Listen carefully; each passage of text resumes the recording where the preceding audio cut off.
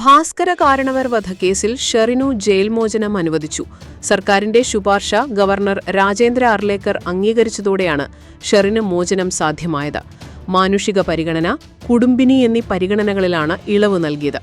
വിട്ടയക്കേണ്ട തടവുകാരുടെ പട്ടികയിൽ സർക്കാർ ഷെറിനെ ഉൾപ്പെടുത്തിയിരുന്നു. ആദ്യഘട്ടത്തിൽ ഗവർണർ സർക്കാരിന്റെ പട്ടിക തിരിച്ചയച്ചിരുന്നു. ഷെറിനടക്കം 11 പേർക്കാണ് ശിക്ഷാ ഇളവ് നൽകിയിരിക്കുന്നത്.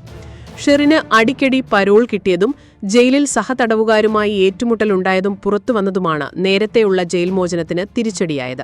സർക്കാർ ശുപാർശയ്ക്ക് ശേഷവും ജയിലിൽ പ്രശ്നം സൃഷ്ടിച്ചതും തിരിച്ചടിയായി. ഇതേ തുടർന്ന് ഓരോ തടവുകാരുടെയും കുറ്റകൃത്യം, ശിക്ഷ, പരോൾ ലഭ്യമായത്, ജയിലിലെ പെരുമാറ്റം തുടങ്ങിയ വിശദാംശങ്ങൾ പ്രതിപാദിക്കുന്ന ഫോം രാജ്ഭവൻ ഏർപ്പെടുത്തി. ശുപാർശയോടൊപ്പം ഈ ഫോം പൂരിപ്പിച്ച് സർക്കാർ വീണ്ടും ഫയൽ ചെയ്യുകയായിരുന്നു. ജീവപര്യന്തം തടവിന് ശിക്ഷിച്ച് 14 വർഷം തടവ് പൂർത്തിയാക്കിയവരെയാണ് മോചിപ്പിക്കുന്നത്. 2009 ഭർതൃപിതാവായ ഭാസ്കര കാരണവരെ ഷെറിനും മറ്റു 3 പ്രതികളും ചേർന്ന് വീടിനുള്ളിൽ കൊലപ്പെടുത്തിയത്. മദ്യപിച്ച വഴക്കുണ്ടാക്കി അയൽക്കാരെയും ബന്ധുക്കളെയും അപായപ്പെടുത്തിയ 2 കേസുകളിൽ പെട്ടവരാണ് ശിക്ഷ ഇളവ് ലഭിച്ച മറ്റു 10 പേർ. മലപ്പുറത്തും തിരുവനന്തപുരത്തുമുണ്ടായ ഈ കേസുകളിൽ 5 വീതം പ്രതികളാണുള്ളത്. ചേർത്തലയിൽ 5 വയസ്സുകാരനായ UKG വിദ്യാർത്ഥിയെ മർദ്ദിച്ച് പരുക്കേൽപ്പിച്ച അമ്മയ്ക്കും അമ്മൂമ്മയ്ക്കുമെതിരെ പോലീസ് കേസെടുത്തു. മുഖത്തും കഴുത്തിനും മുറിവേറ്റ നിലയിൽ കോടതി കവലയ്ക്ക് സമീപമുള്ള ചായക്കടയിലാണ് വിദ്യാർത്ഥിയെ കണ്ടെത്തിയത്. ഇന്നലെ വൈകിട്ട് ഇതുവഴി പോയ സ്കൂളിലെ PTA അംഗം ദിനൂബ് കുട്ടിയെ കണ്ടതോടെയാണ് സംഭവം പുറംലോകമറിയുന്നത്. മുറിവുകൾ എങ്ങനെയുണ്ടായി എന്ന് ദിനൂബ് അന്വേഷിച്ചപ്പോഴാണ് കഴിഞ്ഞ ദിവസങ്ങളിൽ നടന്ന ക്രൂരമർദ്ദനത്തിന്റെ ചുരുളഴിയുന്നത്. കുട്ടിയുടെ മൊഴിയുടെ അടിസ്ഥാനത്തിൽ ചൈൽഡ് ലൈൻ പോലീസിനും റിപ്പോർട്ട് നൽകി. ഇന്നലെ രാത്രിയിൽ തന്നെ കുട്ടിയെ ശിശു ശുശ്രൂഷ സമിതി സംരക്ഷണ കേന്ദ്രത്തിലേക്ക് മാറ്റി. കുട്ടിയെ ഉപദ്രവിച്ച കേസിൽ മെയ് 24 അമ്മയുടെ ആൺസുഹൃത്തിനെ അറസ്റ്റ് ചെയ്തിരുന്നു. റിമാൻഡിൽ കഴിയവേ രോഗം മൂർച്ഛിച്ച് ഇയാൾ മരിക്കുകയായിരുന്നു.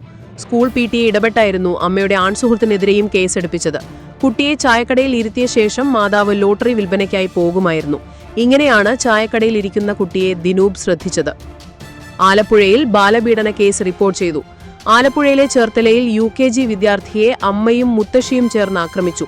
പോലീസ് കേസെടുത്തു. കുട്ടി ഇപ്പോൾ ചൈൽഡ് വെൽഫെയർ കമ്മിറ്റിയുടെ സംരക്ഷണത്തിലാണ്. 75 വയസ്സായാൽ വിരമിക്കണമെന്ന് ഓർമ്മിപ്പിച്ച് RSS മേധാവി മോഹൻ ഭാഗവത് പ്രായമെത്തിയാൽ സന്തോഷത്തോടെ വഴിമാറണമെന്നാണ് മോഹൻ ഭാഗവതിന്റെ പരാമർശം.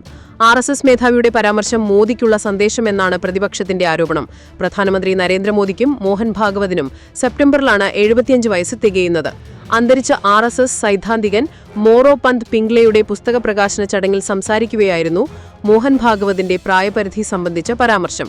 പ്രധാനമന്ത്രി മോദിക്കുള്ള മറഞ്ഞിരിക്കുന്ന സന്ദേശമെന്നാണ് മോഹൻ ഭാഗവതിന്റെ പരാമർശത്തെ പ്രതിപക്ഷ നേതാക്കൾ വ്യാഖ്യാനിക്കുന്നത്. LK അദ്വാനി, മുരളി മനോഹർ ജോഷി, ജസ്വന്ത് സിംഗ് തുടങ്ങിയ നേതാക്കളെയെല്ലാം 75 വയസ്സ് തികഞ്ഞപ്പോൾ പ്രധാനമന്ത്രി മോദി വിരമിക്കാൻ നിർബന്ധിച്ചു. ഇപ്പോൾ അദ്ദേഹം അതേ നിയമം തനിക്കും ബാധകമാക്കുമോ എന്ന് നോക്കാമെന്നായിരുന്നു ശിവസേന ഉദ്ധവ് താക്കറെ വിഭാഗം നേതാവ് സഞ്ജയ് റാവുത്തിന്റെ പ്രതികരണം. മാർച്ചിൽ നാഗ്പൂരിലെ RSS ആസ്ഥാനത്തേക്ക് മോദി നടത്തിയ സന്ദർശനം തന്റെ വിരമിക്കൽ സാധ്യതയെക്കുറിച്ച് ചർച്ച ചെയ്യാനായിരുന്നു എന്ന് സഞ്ജയ് റാവുത്ത് നേരത്തെ അവകാശപ്പെട്ടിരുന്നു. എന്നാൽ സന്ദർശനവും അത്തരമൊരു പ്രഖ്യാപനവുമായി ബന്ധമില്ല എന്നായിരുന്നു BJPയുടെ മറുപടി. അതേസമയം മോഹൻ ഭാഗവത് പ്രസ്താവന നടത്തിയ അതേ ദിവസം തന്നെ വിരമിക്കലിന് ശേഷമുള്ള തന്റെ ആഗ്രഹങ്ങളെക്കുറിച്ച് അമിത്ഷാ മറ്റൊരു പരിപാടിയിൽ സംസാരിച്ചതാണ് കൗതുകം. വിരമിക്കലിന് ശേഷം വേദങ്ങൾ, ഉപനിഷത്തുകൾ, ജൈവകൃഷി എന്നിവയ്ക്കായി സമയം സമർപ്പിക്കാൻ താൻ ആഗ്രഹിക്കുന്നു എന്നായിരുന്നു അമിത്ഷായുടെ പരാമർശം. എന്നാൽ വിരമിക്കാൻ ഉദ്ദേശിക്കുന്നത് എപ്പോഴാണെന്ന് അദ്ദേഹം വ്യക്തമാക്കിയില്ല. മോഹൻ ഭാഗവതും പ്രധാനമന്ത്രി നരേന്ദ്രമോദിയും 1950 സെപ്റ്റംബറിലാണ് ജനിച്ചത്. സെപ്റ്റംബർ 11 മോഹൻ ഭാഗവതിന്റെ ജന്മദിനം. സെപ്റ്റംബർ 17 നരേന്ദ്രമോദിയുടെ ജന്മദിനം. ദക്ഷിണേന്ത്യക്കാർക്കെതിരെ വിദ്വേഷ പരാമർശവുമായി ശിവസേന ഷിൻഡെ വിഭാഗം MLA സഞ്ജയ് ഗായ്ക്വാഡ് രംഗത്തെത്തി. ഡാൻസ് ബാറുകൾ നടത്തി മറാഠി സംസ്കാരം തകർക്കുകയും കുട്ടികളുടെ സ്വഭാവം നശിപ്പിക്കുകയും ചെയ്യുന്നവരാണ് ദക്ഷിണേന്ത്യക്കാർ എന്ന അദ്ദേഹത്തിന്റെ പരാമർശമാണ് വിവാദമായത്. MLA ഹോസ്റ്റലിൽ മോശം ഭക്ഷണം വിതരണം ചെയ്തതിനാരോപിച്ച ക്യാന്റീൻ ജീവനക്കാരനെ കഴിഞ്ഞ ദിവസം മർദ്ദിച്ചതിനെ ചൊല്ലിയുള്ള വിവാദങ്ങൾക്കിടെയാണ് ഗായ്ക്വാദിന്റെ വിദ്വേഷ പരാമർശം. ചർച്ച് ഗേറ്റിലെ MLA ഹോസ്റ്റൽ ക്യാന്റീനിൽ മോശം ഭക്ഷണം വിതരണം ചെയ്തതിന്റെ പേരിൽ നടത്തിപ്പു ചുമതലയുള്ള അജന്ത കേറ്റേഴ്സിന്റെ licence food and drug administration FDA റദ്ദ് ചെയ്തതുമായി സംബന്ധിച്ച് മാധ്യമങ്ങളോട് സംസാരിക്കുന്നതിനിടയിലാണ് ദക്ഷിണേന്ത്യക്കാർക്കെതിരെ അദ്ദേഹം രംഗത്തെത്തിയത്. കർണാടക സ്വദേശിയായ ജയറാം ബാലകൃഷ്ണൻ ഷെട്ടിയായിരുന്നു ക്യാന്റീനിലെ കാറ്ററിംഗ് കരാറുകാരൻ. ക്യാന്റീൻ ഭക്ഷണം വിതരണം ചെയ്യാനുള്ള കരാർ എന്തിനാണ് ഷെട്ടി എന്ന പേരുള്ളവർക്ക് നൽകിയത്? അത് മറാഠികൾക്ക് നൽകാമായിരുന്നില്ലേ? ദക്ഷിണേന്ത്യക്കാരെക്കാൾ അവർക്കാണ് നമ്മുടെ ഭക്ഷണ രീതി അറിയുക. ശുദ്ധമായ ഭക്ഷണവും വിതരണം ചെയ്യും.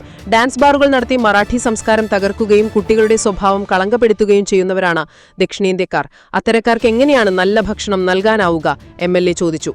ക്യാന്റീൻ പ്രശ്നം ഉയർത്തിക്കൊണ്ടുവരാൻ ഞാൻ സ്വീകരിച്ച മാർഗം ചിലപ്പോൾ തെറ്റായിരിക്കാം. അതേസമയം ലക്ഷ്യം കൃത്യമായിരുന്നു. ഭക്ഷണത്തെക്കുറിച്ച് ഒട്ടേറെ തവണ പരാതിപ്പെട്ടിട്ടും പരിഹാരമില്ലാതായതോടെയാണ് നേരിട്ട് ഇടപെടേണ്ടി വന്നത്. ആലപ്പുഴയിൽ ബാലപീഡന കേസ് റിപ്പോർട്ട് ചെയ്തു. ആലപ്പുഴയിലെ ചേർത്തലയിൽ UKG വിദ്യാർത്ഥിയെ അമ്മയും മുത്തശ്ശിയും ചേർന്ന് ആക്രമിച്ചു. പോലീസ് കേസെടുത്തു. കുട്ടി ഇപ്പോൾ ചൈൽഡ് വെൽഫെയർ കമ്മിറ്റിയുടെ സംരക്ഷണത്തിലാണ്.